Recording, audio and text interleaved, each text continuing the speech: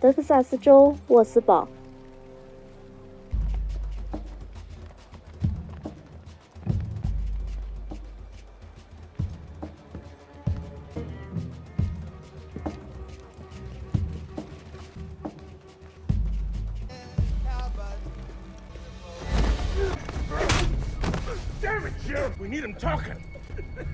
三人抓了一个醉醺醺的游骑兵，审问少校桑丹的下落。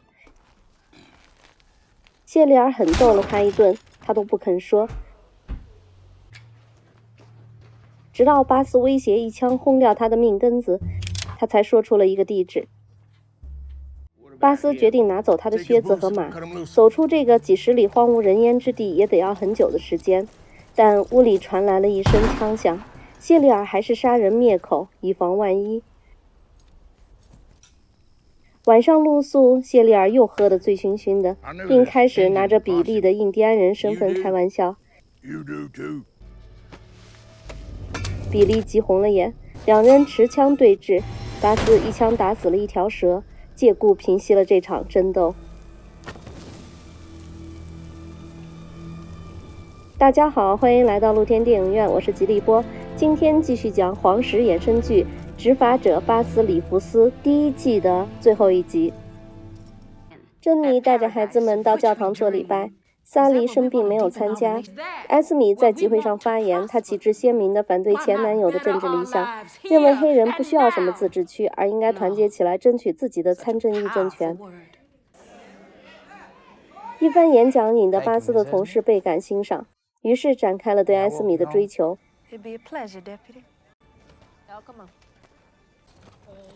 珍妮带着孩子在回家路上碰到了一个陌生人，这让她感到很不安。回到家，发现门廊上坐着曾经的女主人瑞秋。珍妮马上想起自己即将临产，还在服侍主人，直到羊水流了一地，在厨房里艰难地生下大女儿萨莉，只有埃斯米帮助自己。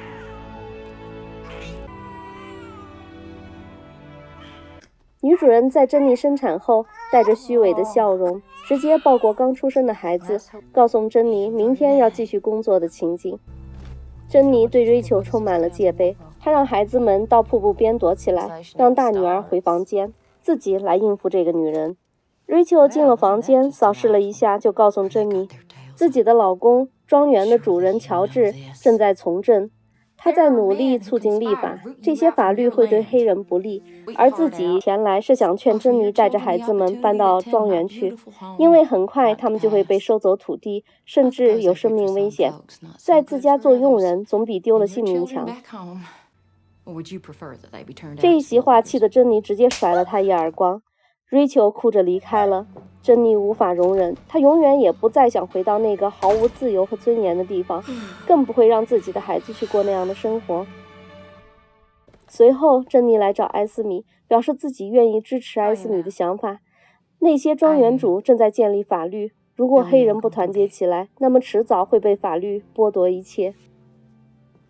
巴斯只身来到这个有巨大动物脚印化石的庄园。庄园外有人把守，他们似乎专程等着巴斯的到来。巴斯挑明来意，称自己有一笔私人恩怨要解决，对方要求不准携带武器，哪怕是警察。巴斯上交了武器，跟着进了庄园。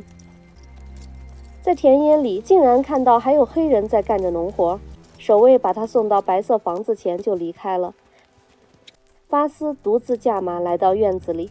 少校桑丹正在等着他，直接问他是以法警的身份还是以怪物的身份前来。巴斯表示自己应邀来做客，并顺便讨回一双靴子和一个活人之间的50元差价。桑丹试探道：“难道法警穷到千里迢迢来要这点零钱吗？”巴斯表示自己有一家人要养活。桑丹让他进屋来拿。巴斯拴了马进了房间，一个巨大的动物头骨放在客厅里。走廊如同进入了野生动物博物馆一样，墙壁上悬挂着各种动物头颅。巴斯感叹，游骑兵的待遇不错啊。少校介绍自己现在是生意人，做牛肉供应商，游骑兵这个身份对自己经商帮助很大。说完，他从装满钱的一个柜子里掏出100块递给了巴斯，然后请巴斯留下吃晚饭。当他把一盘子牛排放在桌上时，少校故意挑了一个向着窗子的位置。巴斯一坐下就正对着窗外一个被吊得浑身鲜血的黑奴，那个黑奴就是杰克逊。原来杰克逊没有死。巴斯问桑丹，到底他有什么目的？少校坦然地说，这些被抓的犯人跟其他猎物并没有什么区别，并称巴斯被困在内心的信仰里，被灌输软弱。如果抛弃信仰，就会发现自己无所不能，而现在自己真正可以做到酒肉穿肠过，佛祖心中坐。无论手上沾了多少血债，上帝都在心中。随后，少校带着巴斯来到仓库，那只母狼就被拴在那里。他让巴斯给母狼喂一只兔子，巴斯照做了。看着狼撕咬着兔子，场面血腥残忍。接着，他们来到杰克逊的身边，少校把铁链的钥匙递给了巴斯。巴斯赶紧放下了杰克逊。当被吊了很久的杰克逊瘫倒在地时，少校突然又让巴斯把他重新吊起来。守卫们举起枪对准了巴斯。巴斯终于忍无可忍的愤怒了。桑丹这才冷漠地说，别忘记自己依旧是主子，黑人依旧是奴隶。这时枪声响起，一个守卫应声而倒，埋伏在树林里的比利忍不住开了枪。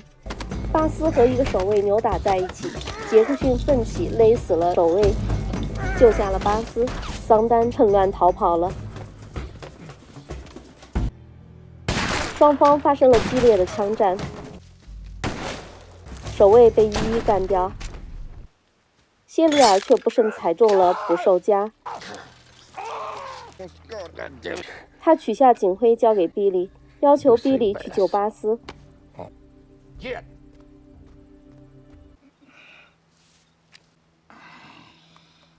自己饮弹自尽。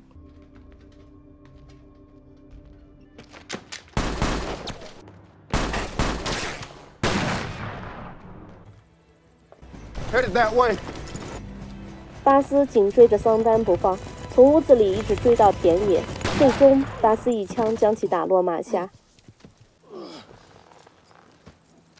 桑丹在最后时刻恭维了巴斯几句。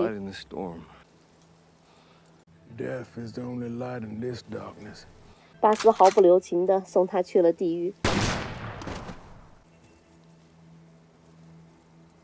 当巴斯回来时，比利释放了所有的黑人。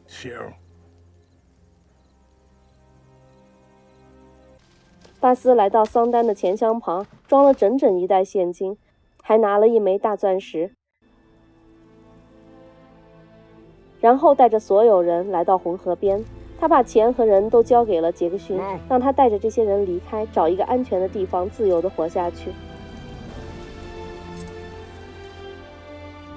目送着这群人穿过红河，比利交出了谢里尔的警徽，巴斯让他收着，并告诉他自己会举荐他成为法警，然后掏出钻石递给了比利，让他去娶那个心爱的女人卡莉斯塔。做完这一切，巴斯回了家，回到妻子的怀抱。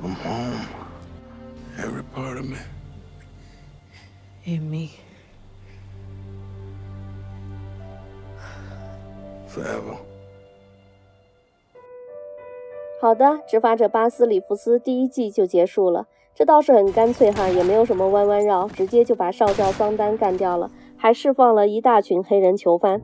他们在桑丹农场里受的罪，就当是服刑了吧。这个结尾还是有点遗憾，总觉得应该有一场精彩的对决，没想到只是一些简单的地道追逐战和一枪毙命，其震撼程度还不如谢里尔的饮弹自尽。而且到最后，巴斯身边的白皮肤男人全都死光了，这真是有点邪乎。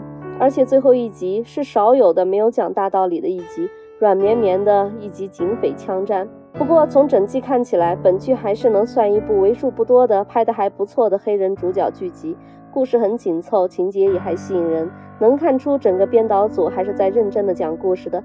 那么本剧就完美的画上了句号了。接下来我们会开新剧，欢迎大家继续支持我们，谢谢大家光临露天电影院。喜欢我们的朋友请点赞关注，并在留言区与我们交流互动，我们下集见。